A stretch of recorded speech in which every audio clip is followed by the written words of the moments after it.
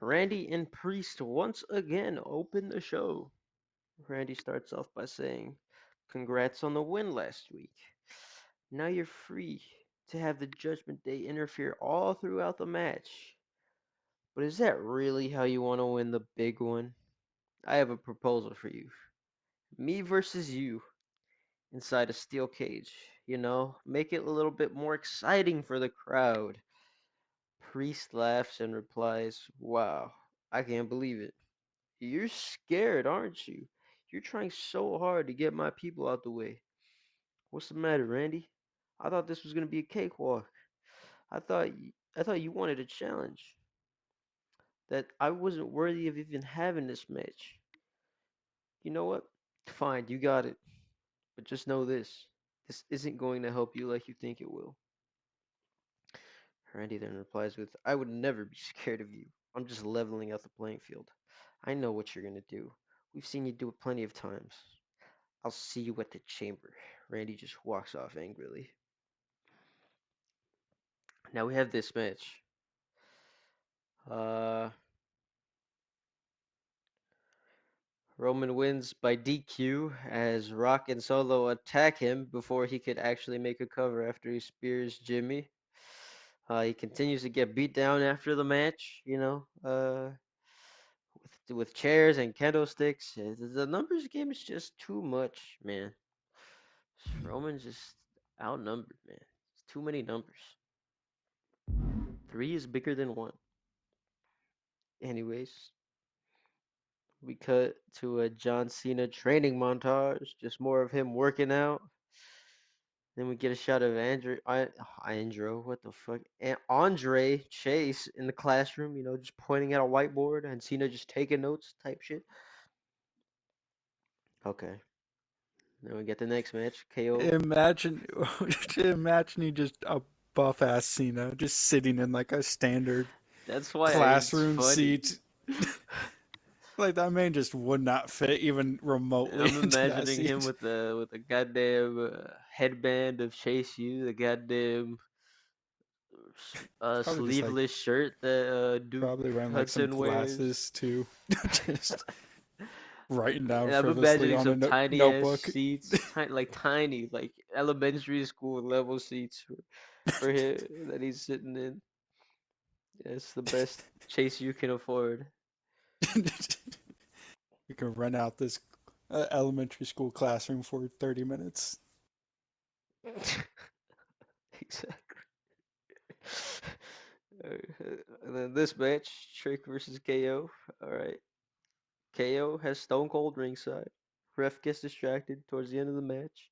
The ref looking away, KO tells Steve to hand him a chair. Steve hesitates for a second. KO tells him to hurry up. Steve finally throws in the chair, but it's too late as Trick has recovered already. He hits a trick shot on KO with the chair in KO's face. The ref doesn't see that, but he goes to count, but stops at two once Mello runs onto the ring apron. He's trying to tell Mello to get off. Trick stops the cover, starts to attack him. Mello just doesn't get a single punch in. So Mel doesn't get a single punch in. Once Trick takes him out of the equation, he turns around to eat a stunner. KO covers him, and KO moves on in the tournament. He moves on to the tournament finals. KO just angrily shakes his head at not KO, at Stone Cold and walks off without him. Cool. Cool, cool, cool. Backstage, we have Roman walking. It's just face full of pain. He's grabbing his abdomen. He's limping as he walks up to Jay. "Jay, can we talk, please?" "About what, Oofs?" "I need you, man. I'm getting killed out there. The numbers game is too much for me to handle. Look, I'm sorry, okay? I shouldn't have made you let Randy get away with it. That's on me. But I need you right now. I have no one, not even the wise man. When he came to me in secret all those months ago to ask me to relieve him of his duty so he could run SmackDown, I let him. You're the only one I got. Remember what you said to me, man? That you'd be with me forever? Don't throw that back in my face. You've already done that once this year. Not again. Look, I hope you get through this for the sake of the family. I hope you take down my brothers. But this isn't my fight anymore. Now, if you'll excuse me, I gotta go get me a shot at the IC championship. Later, Zeus. Roman just stares at Jay in disbelief as Jay walks off and says, "What the hell am I gonna do?"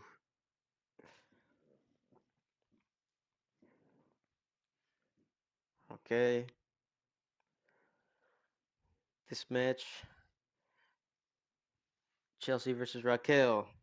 Chelsea targets Raquel's injured back the whole time. As Raquel goes for her finisher, she can't pick up Chelsea. Her back gives out, and Chelsea rolls her up for the victory.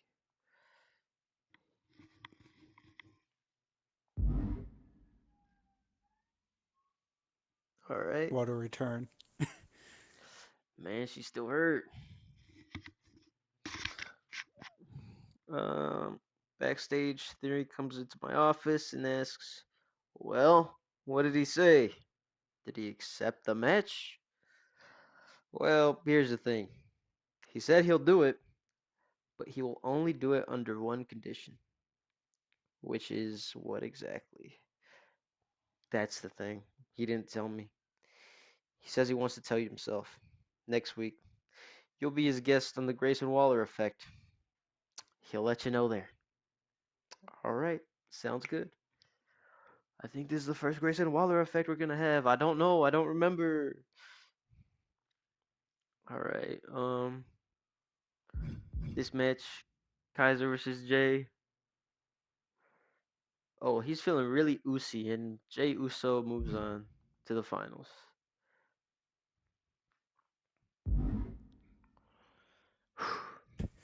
He's feeling oozy. Oh, he's feeling really oozy.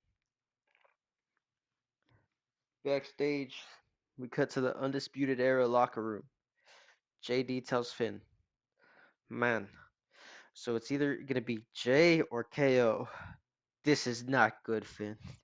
Don't worry, I have a plan. I'm not gonna be facing either of them. This match isn't gonna happen. All all of you just have to do what I say next week. Remember, when you listen to Finn, you'll always win." All right. Cole jumps in, saying, "All right, we'll follow your lead next week. But for now, Roxanne, you ready? Ready as I'll ever be. Can't believe I gotta earn that title shot again. This isn't gonna stop me. I'm going to prove why the Undisputed Era is the best faction in all of professional wrestling. That's the spirit, champ. We'll be waiting for you here with the champagne ready to celebrate. Go get 'em." Roxanne then makes her way to the ring. As she's walking to the ring, the camera stops on Raquel talking to Chelsea. "You got lucky tonight? I'm not even really fully recovered yet. I just lied on the paperwork. Next week, you won't be so lucky." "Yeah, well, we'll see about that, I guess. See you next week." Main event to determine who will face the Women's World Champion at WrestleMania. After having to re-earn it all, Roxanne. All odds against her. So much adversity. More adversity than Cody Rhodes, might I add. Anyways, Rhea is ringside for this match, and so is Naomi. Rhea is on commentary while Naomi is actively messing around with Roxanne the whole time. Naomi has two horses in this race, uh, so she's not messing around with the others. Nia and Mercedes have bad blood, but are trying to put it on the back burner for now, as they both see Roxanne as the easiest target. They just want to turn this into a 1v1. After they finally remove Rox from the equation, they start to go to work on each other. Meanwhile, Naomi just starts beating down Rox on the outside. Rhea gets out of commentary and starts beating down on Naomi. They start brawling into the audience. Mercedes tries to help um Naomi, but as she's leaving the ring, Nia pulls her back towards her. Nia lays her down. She hits an annihilator on her. She starts going for another one when Rox suddenly gets a burst of adrenaline, runs up the top turnbuckle that Nia is on, and she's able to hit a makeshift pop rocks onto her off the second rope. Nia goes rolling out the ring. Rox picks up Mercedes and hits her with a pop rocks. Rox picks up the victory. She reclaimed her Rumble win. Uh, and she stays the number one contender at WrestleMania. Rox leaves. Rhea goes back into the ring. She holds her title high. She's staring off against Rox. When Naomi attacks her from behind, Nia jumps in on the attack. Tamina then comes out and begins to help them out too. They keep the beatdown going until Bliss and Tiffany come out to even the odds. Tiffany, Bliss, and Rhea beat them down to stand tall to end the show.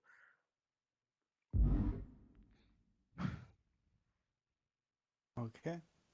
The show starts with Sammy and Bronson Reed entering the arena. They make their way towards the locker room when they see Drew McIntyre leave Paul Heyman's office. Sammy asks Bronson if he saw what he thinks he just saw, and Bronson says that can only mean problems for someone. The door to Heyman's office is still open as Sammy and Bronson go to walk by. As they walk by, you hear Heyman shout for them to come in and to close the door behind them. Cameras stare at the door for a second before cutting to the ring for the opening match. Opening match being Seth Rollins versus CM Punk in an ODQ match. These two have quite a brutal back and forth for most of the match. Towards the end of the match, we see both men are bleeding, the announce table has been broken, and their blood has stained the mat. You also you also see a few weapons broken and slewed across the ring. You see a broken kendo stick, a steel chair, a set of steps, and a toolbox. You see Seth setting up Punk for a curb stomp when Punk picks him up as he rushes towards him. Punk then connects with the GTS and goes for the cover. One, two, Seth kicks out. Punk seems completely exhausted and defeated by Seth now kicking out of his third GTS of the match. Punk then looks around the ring at something to use and picks up the chair. Uh,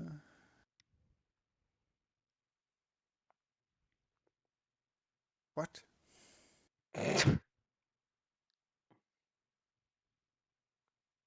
Uh, Jesus, what the hell did I write here? I just makes no damn sense. Um, okay. You see Punk pick up the steel chair, and Seth is slowly making his way to his. Punk seems like he's just waiting for Seth to get to his feet, and once he does, Punk lays in a vicious chair shot to the head of Seth Rollins. The chair wraps around Seth's head, and Seth just collapses down to the mat. Punk then lays on top of a down Seth Rollins for the one, two, three. Yeah, my writing made no sense for the ends of that, but Punk picks up the win. Okay. The cameras go backstage to see Sammy and Bronson leaving Heyman's office. Then they speak about Bronson going one on one with Drew McIntyre in the main event tonight. Sammy says, just remembered what happened last time you two went one on one. You came out with the victory. Sammy says Heyman probably made this match to get into his head. Get into his head. Drew is an old rival and is positioning him against his best friend to try to mess with him. Well, guess what? That's not going to happen. Sammy has full confidence in Bronson, and he'll be at ringside to watch Bronson demolish Drew. You then go over to Charlotte backstage, putting up posters saying "Redemption will be mine." Bayley confronts her and says this is absolutely ridiculous. Charlotte says, "Oh, you think this is ridiculous? Well, in case you forgot, I got screwed over at the Royal Rumble. I had my hands on the rope so that pinfall should not have counted. Then in the Rumble, I had already eliminated Roxanne, but the referees didn't see, so I ended up getting eliminated by somebody who shouldn't have even been in the match. But you know what I think is even more ridiculous? The fact that you keep getting title shot after title shot, despite failing every single time. I mean, there's no bigger charity case in the WWE right now than the one of Bayley. Bayley just chuckles at the fact that Charlotte thinks she's a charity case. Bayley says she has earned every single one of her title shots, and when they didn't go her way, she didn't start a propaganda campaign to get her rematch. But hey, there's no ring. But hey, there's a ring not too far from here, so if you want to get something off your chest, let's head out there now. Charlotte then says she's not going to do that. Bayley has a chamber match in a couple of weeks, and truthfully, she wants her to win it. She wants her to win it just so she can humiliate her at the biggest stage of them all. And then Charlotte walks off, continuing to put up posters. We go to the ring for another qualifier match into the chamber. Towards the end of the match, we see Candice lock in the Gargano escape on Sonya. Sonya is fighting it when out of nowhere, Io connects with an over the moonsault onto both women. Io throws Candice out and covers Sonya for the 1, 2, 3. Io qualifies for the chamber.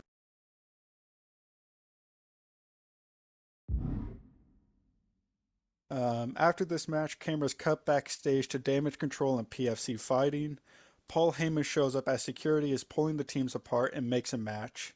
Heyman says he has just gotten off the phone with Eric and they have made a match for the Elimination Chamber that gives both groups a shot at the women's titles. PFC that gives both of them a shot at the women's titles. PFC leaves as Io arrives and Damage Control informs her on what just happened. We then cut to the ring as Bobby makes his way down to the ring with a pair of sunglasses on and his newly won United States title around his shoulder. Bobby then grabs a mic and says last week was supposed to be the celebration for him. After a rough year, he had finally captured a title and was so happy.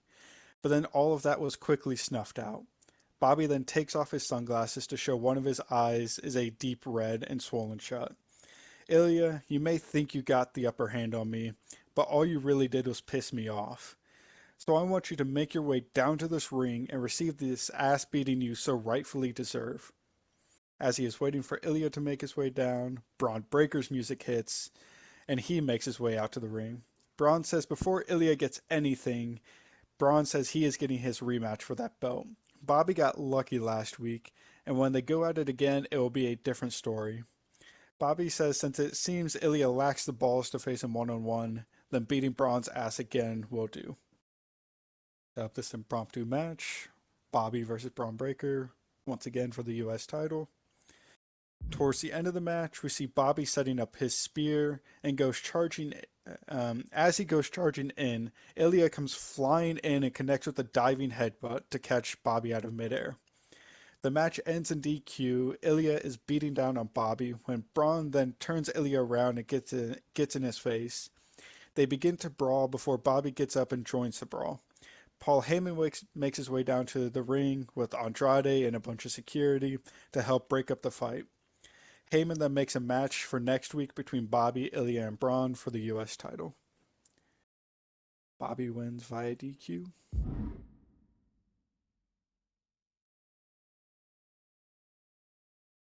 We go backstage. The final testament speaks about Gallus attacking them last week. Cross says he has never seen something so stupid in all of his life. I mean, why would you ever want to cross paths with them? Cody already said whoever won that match was getting the title shot, so attacking them does nothing but piss them off.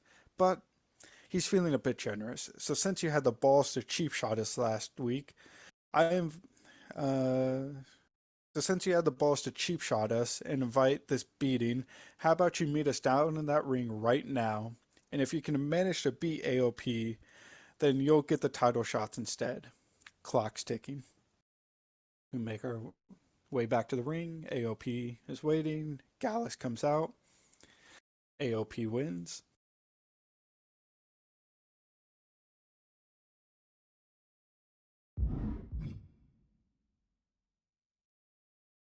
We then go backstage. Paige is in Paul Heyman's office and speaks to him about Cora and her briefcase. Paige says she has had it with how often she is using that thing, and someone needs to take it off of her. Heyman then asks what she proposes. Paige says she wants Cora one-on-one for that briefcase. Hell, it can even be a ladder match. She just wants Cora not to have that thing with her anymore.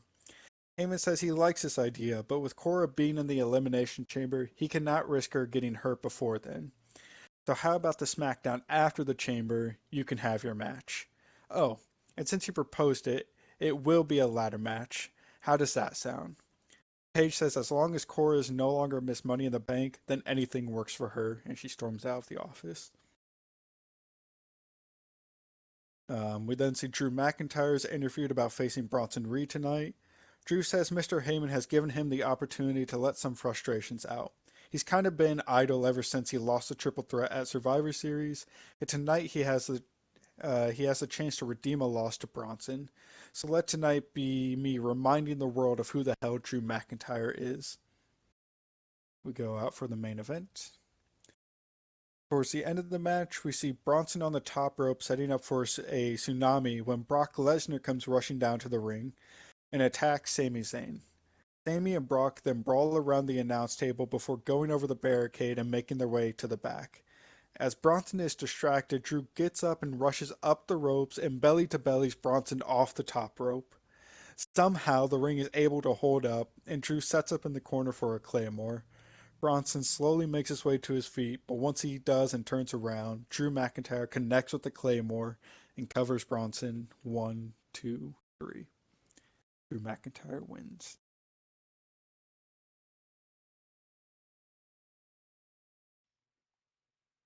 Drew, Drew, Drew, Drew, Drew, Drew, Drew.